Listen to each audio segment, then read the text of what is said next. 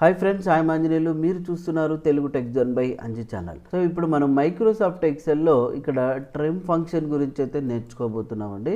So చూడండి, ఈ trim function ఏం చేస్తుందంటే ఎక్కడెక్కడైతే గ్యాప్స్ ఉన్నాయో, అంటే వర్డ్కి ఒక స్పేస్ కన్నా ఎక్కువ స్పేసెస్ ఉంటే ఆ స్పేసెస్ అన్నింటినీ రిమూవ్ చేస్తుంది అనమాట.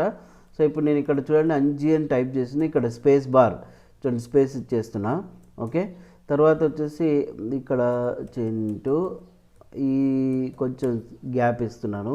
So Chintu space onion type చేసిన, మరి again so Mani space Minni space Anji అని టైప్ చేసిన. చూడండి, మళ్ళీ ఇక్కడేమో లత శివ ఓంకార్ ఇట్లా టైప్ చేసిన. ఓకే, ఇక్కడ మీరు ఇంకా విడత పెంచుకున్నట్లయితే చూడండి, ఇక్కడేమో వర్డ్కి మధ్యలో ఇంత గ్యాప్ ఉన్నాయి కదా. సో ఆ గ్యాప్స్ లేకుండా టెక్స్ట్ని ఎట్లా రిమూవ్ చేయాలనేది ఇప్పుడు ట్రిమ్ ఫంక్షన్లో తెలుసుకుందాం. ముందుగా అయితే మీరు = ట్రిమ్ అనే ఫంక్షన్ అయితే యూజ్ చేయండి.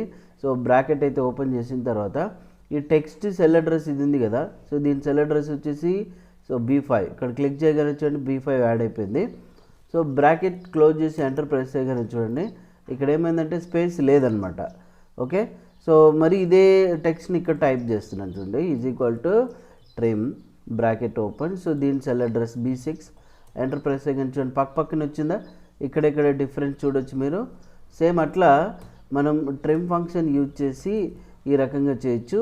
లేదా మీరు డైరెక్ట్గా ఇప్పుడు ఫిల్ హ్యాండిల్ బటన్తో ఇక్కడ డ్రాగ్ చేసినారనుకోండి, చూడండి ఆ గ్యాప్స్ అన్నీ కూడా రిమూవ్ అయిపోయి టెక్స్ట్ ఈ విధంగా వచ్చేస్తుంది అనమాట. సో ట్రిమ్ ఫంక్షన్లో ఇదండి మనం తెలుసుకున్నది.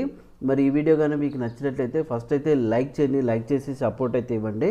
మరి సబ్స్క్రైబ్ చేసుకునే వాళ్ళు సబ్స్క్రైబ్ చేసుకొని బెల్ ఐకాన్ యాక్టివేట్ చేసుకోండి, లేటెస్ట్ అప్డేట్స్ అన్ని కూడా పొందొచ్చు. Thank you.